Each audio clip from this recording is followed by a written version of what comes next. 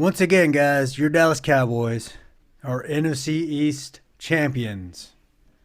Let's do a little fanfare for them here. Okay, but like Dak said, we got bigger plans than this. And speaking of Dak, he had another damn good game.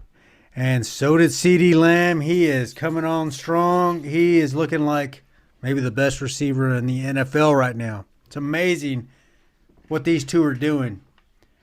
They faced all the adversity last season in Washington.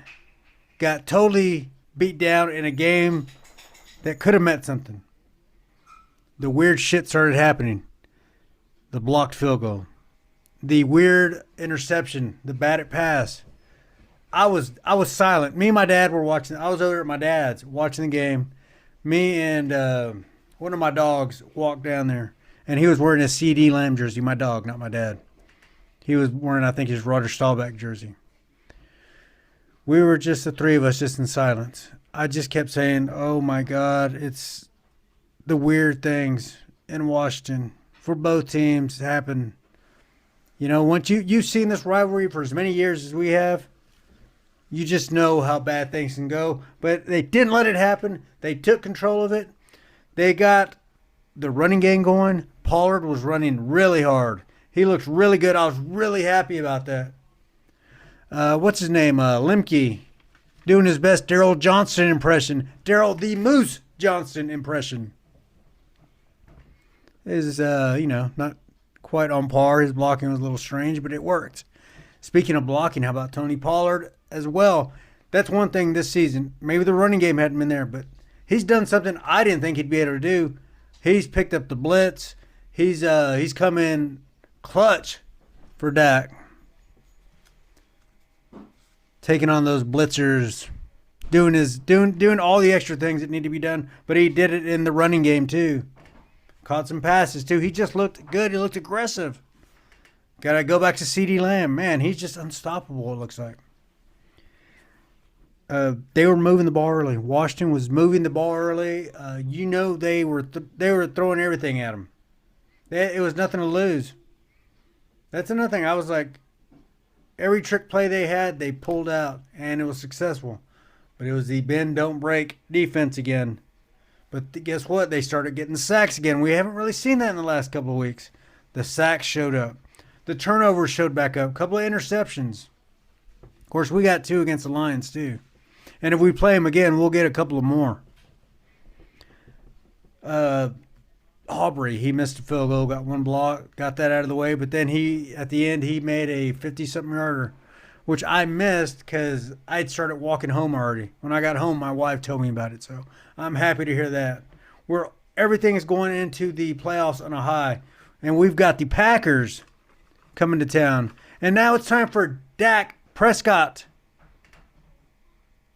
to play Aaron Rodgers to Jordan Love. We'll talk more about that here in a day or so. But I want to give this team credit for hanging in there when people didn't believe in them, when at times I didn't believe in them, because I've seen this damn story play out time and time again for the last nearly 30 years. But they stayed committed, took it one game at a time, improved. Certain things weren't working early in the season, and they changed it up and got better. 3 straight seasons of winning 12 games. How refreshing is that? You remember the 8-8, 8-8, 8-8 Garrett years? Or even worse, the 5-11, 5-11, and 5-11 Dave Campo years. And a bunch of mediocre football in between. Now we have the 2nd seed. It's up to us. We could play 2 games at home. They need to beat Green Bay. One thing me and my dad were talking about Sunday is we can't start looking like, hey, I'd rather play this team or that team. Let's just get out there and play. If they play their game, they can't lose. But it's up to them. McCarthy had a pretty decent game against Washington, but he did have some of those play calls again that I just hate. That those do look like Garrett play calls. 3rd and 4, 3rd and 3. Let's go ahead and throw it 40 yards downfield. Let's get the first down. Don't get impatient. Keep eating up the clock. Wear them down. The running game's working. Don't get away from it. This game could be a momentum builder.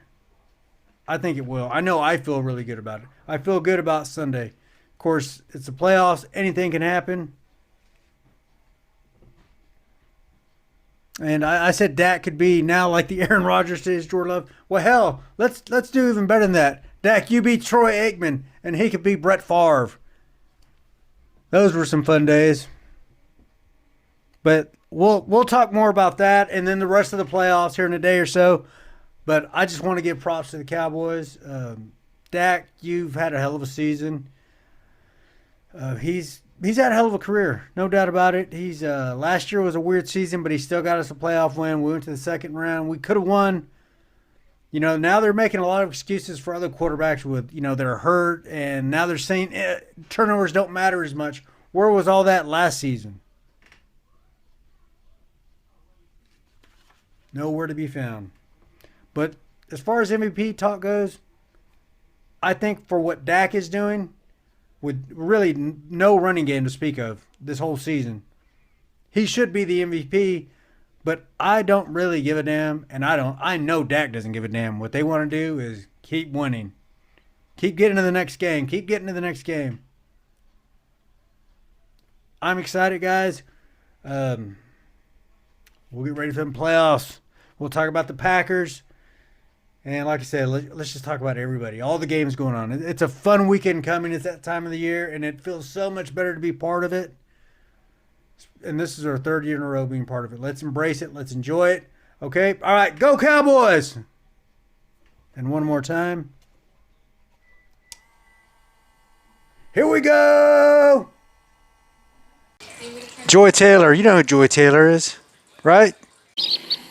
Oh, wait. Was she a great big fat person?